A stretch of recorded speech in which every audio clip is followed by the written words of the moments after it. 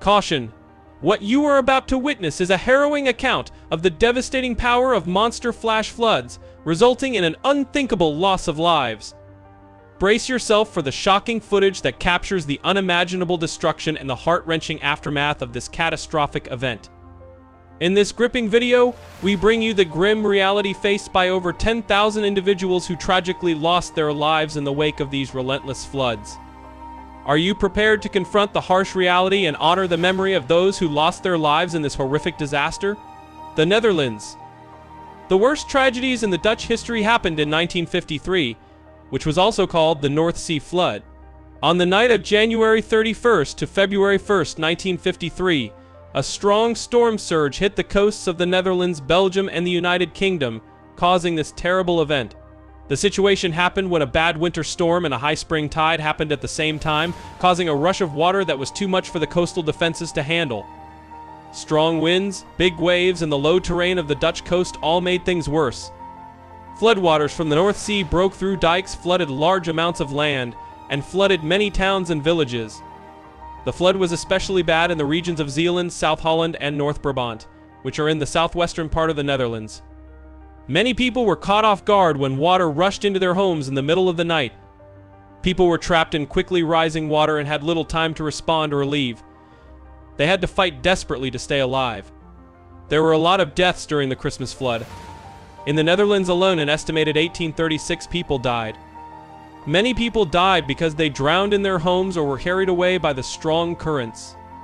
The floods kept coming, submerging whole towns and leaving a path of destruction in their wake. The power of the water damaged a lot of houses, infrastructure, and farmland. A lot of people died in the flood, and it also had long-lasting effects on society, the economy, and people's minds. Because of the destruction of homes and facilities, thousands of people were forced to move and had nowhere to stay. Animals and crops were killed in large numbers, which caused the agriculture sector to lose a lot of money. Grief and mourning for those who died, as well as the psychic damage that the survivors went through, lasted for years. The Christmas flood was a turning point in Dutch history. It caused a big change in how floods were managed and how people were ready for disasters. After the disaster, the Delta Works project was started. It involved building a large system of dams, dikes, and storm surge barriers to protect the Netherlands' most vulnerable coastal areas. The lessons learned from the Christmas flood led to the Delta Works, a new way for the Netherlands to protect itself from flooding. These creative engineering projects, which are still being added to and improved, have made the country a leader in the world when it comes to protecting against floods and managing water. The disaster also led to changes in how weather is predicted, how early warning systems work, and how to handle emergencies. The Christmas flood is a sad reminder of how powerful nature can be and how important it is to stay alert and keep spending money on flood defense. It shows how strong and determined the Dutch people are. They have turned the fact that they are vulnerable to flooding into a chance to build a safer and more sustainable future. Today, the Netherlands is an example for other countries that face similar problems. It shows that communities can survive and rebound from even the worst natural disasters with good planning, advanced engineering, and a shared commitment to safety. Burchardie, one of the worst floods, happened in Germany and took thousands of lives. Let's talk about this in more depth. The Burchardie flood happened when a storm tide hit the North Sea coast of North Frisia and Dithmarschen in Germany on the night of October 11 to 12, 1634. When it broke through the dikes, it destroyed the coast and killed thousands of people. Between 8,000 and 15,000 people were killed, and there was a lot of damage to property.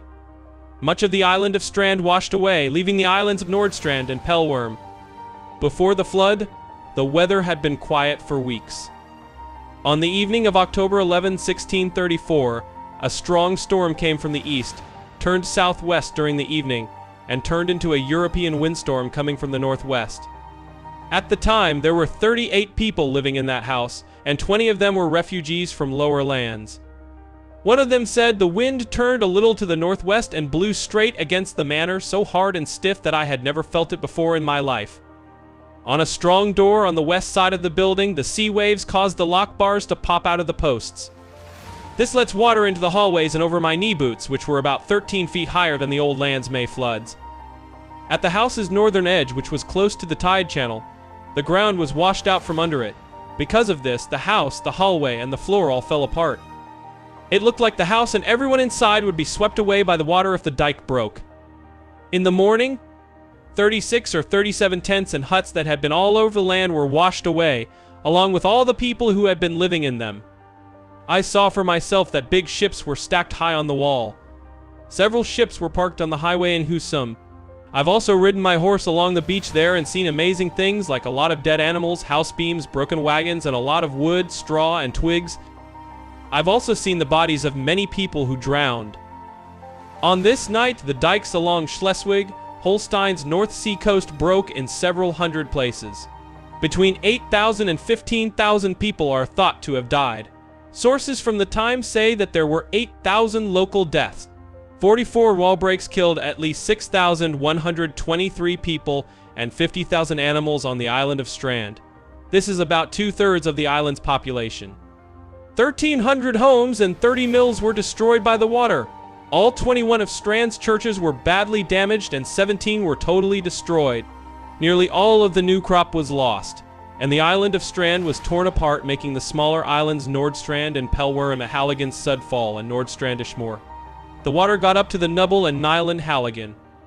Heinrich's history says that the flood killed 2,107 people and 12,802 animals on the Aderstedt Peninsula, and it destroyed 664 homes. Heinrich counts 383 dead in Dithmarschen. In Bizen Parish, today's Bosom, and the places around the mouth of the River Eider, 102 houses drifted away, and 168 people died. About 1,360 animals also died, and Bizen Parish lost 1,360 animals. A lot of people died in the coastal marshlands, and there were also deaths in places like Bargum, Brecklum, Almdorf, and Bomstedt, which are in the middle of nowhere. Even in Hamburg, dikes broke in the Hammerbrook and Wilhelmsburg quarters. In Lower Saxony, the 900-meter-long dike of Hove broke. This really was a terrible storm. Iran. Did you know that in Iran people died in the flood because of drowning, collapses, and buildings that fell down? The Great Iran Flood, also called the 2019 Iran floods, was a series of deadly flash floods that happened in different parts of Iran from March to April 2019. The flooding happened all over the country because of the heavy rain, which caused rivers and dams to overflow and flood. The situation happened because of a strange weather trend that caused a lot of rain in many parts of Iran. The amount of rain was much higher than usual for the season, which caused rivers to rise and lakes to fill up. Floods were even worse because the land was already wet, the area was mountainous, and there wasn't enough infrastructure. The Great Iran Flood hurt many regions, but Golistan, Khuzestan, Loristan, and Elam were the worst affected. Cities and towns in these areas were hit hard by floods, with water levels rising quickly and flooding homes, roads, and farms. Important infrastructure like bridges, power lines, and communication networks were also damaged by the floods. This made rescue and aid efforts even harder. Hundreds of people were killed or went missing during the Great Iran Flood, and many more were hurt or went missing. People died in the floods because of drowning, collapses, and buildings that fell down. Floodwaters moved quickly and strongly, making it hard for people to escape and for relief teams to get to areas in need quickly. There was a lot of damage done by the floods. Whole towns were flooded, leaving a lot of people homeless and unable to get to the things they needed. Floodwaters polluted water sources and messed up cleaning systems, making it more likely that people will get sick from drinking water. Agricultural land was washed away or made useless, which caused farmers to lose a lot of money and caused food shortages in the areas that were hit. The Iranian government, the military, and citizen volunteers worked together to help with the Great Iran Flood. Emergency services and aid groups worked hard to get people out of the area, find them temporary shelter, and get them the goods they needed. The Iranian Red Crescent Society was very important in helping people get medical care and getting aid to those who needed it. In the wake of the Great Iran Flood, it became clear that crisis planning and infrastructure need to be made more resilient to extreme weather. It talked about how important early warning systems, good urban planning, and good flood control methods are. The floods were a wake-up call for better ways to deal with disasters and for more money to be spent on preventing and dealing with floods. I hope you liked the video. If you want to see more, you can follow us.